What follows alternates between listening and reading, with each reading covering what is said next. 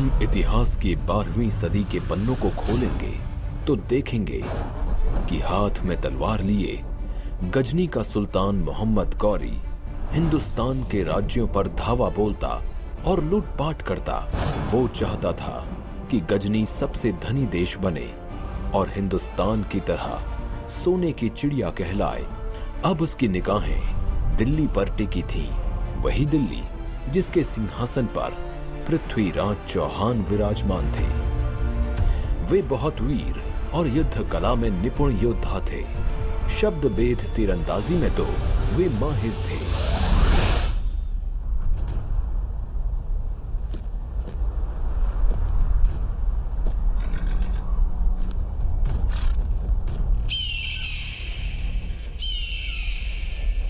हमने बड़े से बड़े राज्यों को जीता है, लेकिन जितना खजाना दिल्ली में है उतना कहीं और नहीं।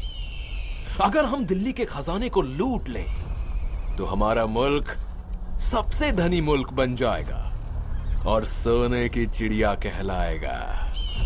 सुल्तान, माफी चाहता हूं, लेकिन दिल्ली के शासक पृथ्वीराज चौहान युद्ध कौशल में माहिर हैं। उनको पराजित करना लोहे के चने चबाने जैसा होगा। तो ठीक है, हम भी पृथ्वीराज चौहान की वीरता देखना चाहते हैं। सेनापति, दिल्ली पर हमला करने की तैयारी करो। इधर दिल्ली के शासक पृथ्वीराज चौहान जो सिंहासन पर विराजमान हैं, उनके कानों तक युद्ध की सूचना पहुंचती है। महाराज की जय हो। अभी अभी सूचना मिली है कि गजनी का सुल्तान मोहम्मद गौरी दिल्ली पर आक्रमण करने की तैयारी में है। पृथ्वीराज चौहान इतना कमजोर नहीं कि मोहम्मद गौरी जैसे तुच्छ लुटेरे से भयभीत हो जाए। हम राजपूत हैं, राजपूत। हम किसी के आक्रमण से नहीं डरते। करने दो हमला।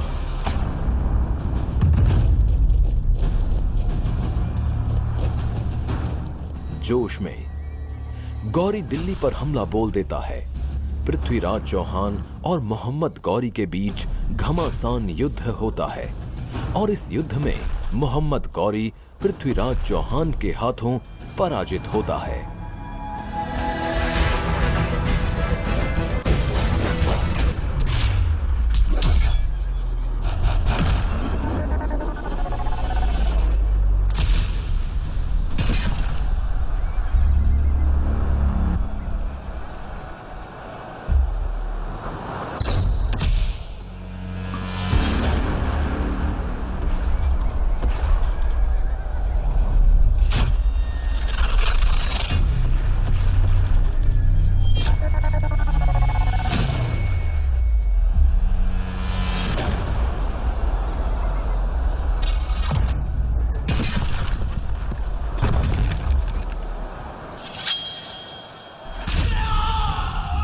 अब बंदी बना गौरी पृथ्वीराज चौहान के सामने सिर झुकाए माफी की भीख मांगता है। पृथ्वीराज, मैंने दिल्ली पर आक्रमण करने की जो गुस्ताखी की उसके लिए मुझे माफी दो।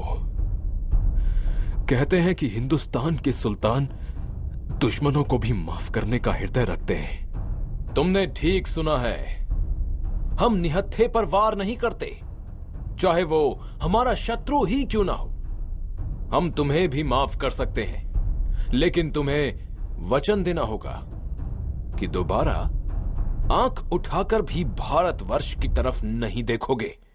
खुदा की कसम सुल्तान, खुदा की कसम, मैं भारत को कभी हानि नहीं पहुंचाऊंगा। महाराज, वैसे तो मैं राजकवि हूं, फिर भी मुझे लगता है कि गौरी को क्षमा नहीं बल्कि मृत्यु दंड देना चाहिए। मृत्यु दंड। चंद्र बरदाई, आप राजकवि के साथ साथ हमारे मित्र भी हैं। हम आपके सुझाव का सम्मान करते हैं, लेकिन अपनी गलती सुधारने के लिए हर किसी को एक मौका तो मिलना ही चाहिए। इस तरह क्षमा दान पाकर मोहम्मद गौरी गजनी वापस लौट आता है, लेकिन वो अब भी अपनी हरकतों से बाज नहीं आता। वो दिल्ली के खजाने को पाने के लिए षड्यंत्र पर षड्यंत्र रचता रहता है। पृथ्वीराज चौहान से ईर्ष्या करने वाले सिर्फ मोहम्मद गौरी जैसे विदेशी मुल्क के सुल्तान ही नहीं, बल्कि हिंदुस्तान के राज्यों के सम्राट भी थे। कन्नौज के राजा जयचंद पृथ्वीराज की ख्याति देखकर उनसे ईर्ष्या करते और उनका अपमान करने का अवसर ढूंढते रहते थे। हम चाहते हैं कि हम अपनी पुत्री संयोगिता के स्वयंवर का आयोजन करें।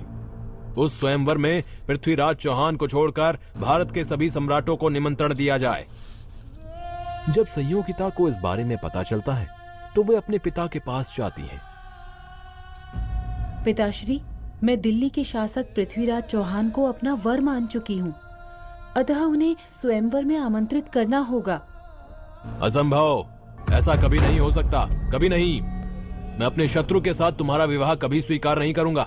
पिता से अस्वीकृति मिलने पर संयोगिता ने गुप्तवश सखी के पति के हाथों पृथ्वीराज चौहान को प्रेम प्रस्ताव के साथ स्वयंवर में आने का निमंत्रण पत्र भिजवा दिया। महाराज की जय हो। कन्नौज की राजकुमारी संयोगिता ने अपने स्वयंवर हेतु आपको निमंत्रण पत्र भेजा है। जाकर राजकुमारी संयोगिता को सूचित कर दो कि हम अवश्य आएंगे। इधर स्वयंवर की धूमधाम से तैयारी हो रही है। इस स्वयंवर में पृथ्वीराज चौहान का एक पुतला बनाकर द्वार पर खड़ा कर दो, ताकि सब जान सकें कि पृथ्वीराज चौहान हमारा द्वारपाल है।